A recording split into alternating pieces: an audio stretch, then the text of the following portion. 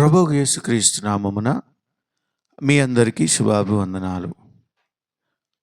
అనుదిన ఆత్మీయ ఆహారం అనే ఈ కార్యక్రమానికి పెరక చర్చ్ తరపు నుండి మీ అందరినీ ప్రేమపూర్వకంగా ఆహ్వానిస్తున్నాను.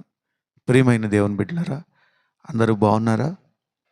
మీ అందరూ క్షేమంగా ఉండాలని, దేవునిలో అభివృద్ధి చెందాలని ప్రతిదినం మీకోసం ప్రార్థన చేస్తూ ఉన్నాం. ప్రియమైన దేవుని బిడ్డలారా, ఈరోజు మీకు ఒక ప్రాముఖ్యమైనటువంటి అంశాన్ని తెలియచేయాలని నేను ఆశపడుతూ ఉన్నా. మనకు తెలుసు, మన ప్రభుత్వం వారు 108 ఏర్పాటు చేశారు.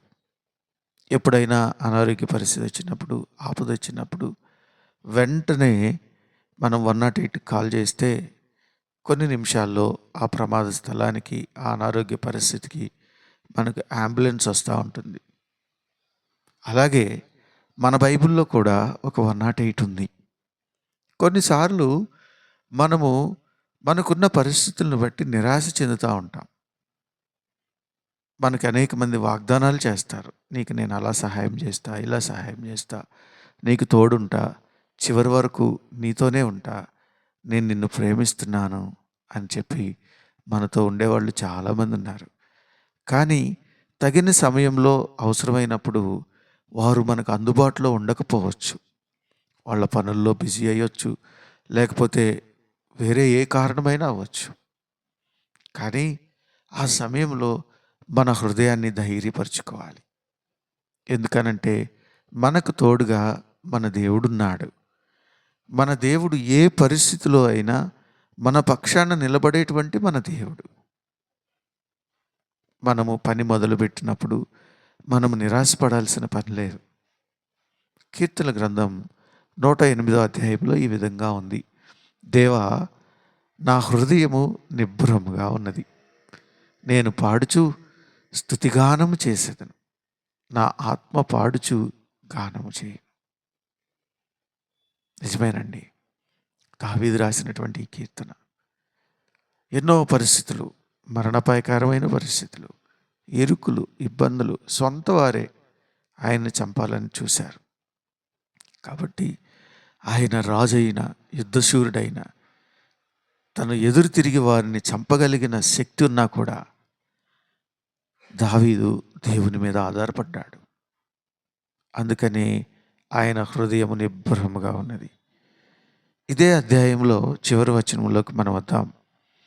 12వ వచనంలో, మనుష్యుల సహాయము వ్యర్థము, శత్రువులను జయించుటకు నీవు మాకు సహాయము దయచేయము. 13, దేవుని వలన మేము శూర కార్యములను జరిగించేదము, మా శత్రువులను అణగదొరుకువాడు ఆయనే. దేవుని మీద ఆధారపడుతూ ఉన్నాడు. ఎలా ఆధారపడుతున్నాడు అనంటే మనుష్యుల సహాయము వ్యర్థం. నీకు ప్రామిస్ చేసినటువంటి వారు చివరి వరకు నీతో రాకపోవచ్చు. అంతేకాదు, నీకు అది ఇస్తాను, ఇది ఇస్తాను అని నీతో ఉన్నవారు చెప్పొచ్చు. అంతేకాదు, నేను నిన్ను ప్రేమిస్తున్నాను, నీవే అని చెప్పి మధ్యలో నిన్ను వదిలిపెట్టిన పరిస్థితులు చాలా ఉండొచ్చు. కానీ ప్రియమైన దేవుని బిడ్డలారా, నీవు దేవుని వైపు చూడాలి. మనుషుల సహాయము వ్యర్థము. దేవుడు నీ పక్షాన ఉంటాడు. దేవుడు నీ పక్షాన ఉన్నప్పుడు, నీవు దేవుని మీద ఆధారపడినప్పుడు, దేవుని యొక్క శాశ్వతమైన కృప నీ వైపు ఉంటుంది.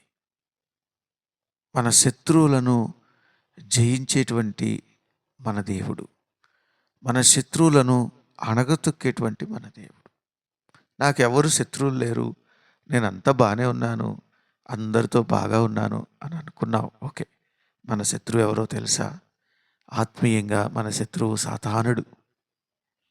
చాలాసార్లు మన ఆలోచనలు చెడు త్రోవలోకి వెళ్ళినప్పుడు, మన చూపులు పక్కకు వెళ్ళినప్పుడు, మన ప్రవర్తన పక్కకు వెళ్ళినప్పుడు మన దేవుడు చింతిస్తూ ఉంటాడు. సాతానుడు మనల్ని దేవునికి దూరంగా ఉంచాలని ప్రయత్నం చేస్తూ ఉంటాడు. అప్పుడు మనం మన దేవుని మీద ఆధారపడాలి. అంతేకాదు, ఏ పరిస్థితిలో వచ్చినా, ఎలాంటి చిక్కైనా, ఎలాంటి ఇబ్బంది అయినా దేవుని వైపు మనం చూడాలి. ఆయన గొప్ప దేవుడు. నీ నా హృదయాన్ని ఎరిగినటువంటి వాడు. ఏ పరిస్థితిలో కూడా మనము దిగులు పడాల్సిన పని లేదు. మనం విచారించాల్సిన అవసరం లేదు. మన దేవుడు మన పక్షానున్నాడు. దేవుడు మనకు తోడుగా ఉన్నాడు. నువ్వు వెళ్ళబోయే క్లిష్టమైన పరిస్థితుల్లో, నీ కళ్ళ ముందు నీకు ఎదురయ్యేటువంటి శ్రమల్లో, నీకు రాబోయే ప్రమాదాల్లో మన దేవుడు మనకు తోడుగా ఉంటాడు. కాబట్టి మనము దేవుని వైపు చూద్దాం. మనుషుల వైపు చూడొద్దు. దేవుని వైపు చూస్తే ఖచ్చితంగా మనకు మేలు జరుగుతుంది. దేవుని మీద ఆధారపడితే మన దేవుడు మన పక్షాన ఉంటాడు. అటువంటి గొప్ప కృప దేవుడు మీ అందరికీ దయచేయునుగాక. ఆమేన్. ప్రార్థన చేసుకుందాం. పరిశుద్ధుడా, ప్రేమ కలిగిన తండ్రి, గొప్ప దేవ, ఈ వాక్యాన్ని వింటున్నటువంటి నీ బిడ్డలను మీరే ఆశీర్వదించండి. వారికి కావలసిన ప్రతి ఒక్క అవసరతను ప్రభా మీరే తీర్చండి. నిజమే, కొన్నిసార్లు మేము మనుషుల వైపు చూస్తూ ఉన్నాం. కొన్నిసార్లు మా స్వబుద్ధిని ఆధారం చేసుకుంటున్నాం. కొన్నిసార్లు ఇతరుల కోసం విచారం చెందుతూ ఉన్నాం ప్రభా. కానీ ఈ వాక్యాన్ని బట్టి నీ మీద ఆధారపడుతున్నాం ప్రభా. నాయన, మా శత్రువులను అణగదొరుక్కువాడు నీవే. మాకు బలం దయచేసేవాడు నీవే. మా హృదయాన్ని నిబ్బరపరిచేది నీవే ప్రభా. ఈ వాక్యం వింటున్న నీ బిడ్డలందరూ ఏ పరిస్థితిలో ఉన్నా వానికి రావాల్సినటువంటి మేలును దయచేయండి. ఆశీర్వాదం దయచేయండి. ఏ విషయంలో చింతపడుతున్నారో, ఏ విషయంలో ఎదురు చూస్తున్నారో నీ కృపను బట్టి వారికి సహాయం చేయండి ప్రభా. నీకే స్తుతి, ఘనత, మహిమ చెల్లిస్తూ యేసయ్య పరిశుద్ధ నామమున ప్రార్థన చేసి వేడుకొనుచున్నాం తండ్రి. ఆమేన్. ఇప్పుడు మన తండ్రి అయిన దేవుని ప్రేమ, కుమారుని సహవాసము, పరిశుద్ధాత్మతోడు సదాకాలం మనకు తోడుగా ఉండి నడిపించి ఆశీర్వదించునుగాక. ఆమేన్. ప్రియమైన దేవుని బిడ్డలారా, ఈ మా ఛానల్ను సబ్స్క్రైబ్ చేయండి, షేర్ చేయండి. మీ ప్రార్థన అవసరతలను ఈ క్రింద చూపిస్తున్నటువంటి నంబర్కు తెలియచేయండి. మేమందరం మీకోసం ప్రార్థన చేస్తాం. Have a good day. Thank you. God bless you.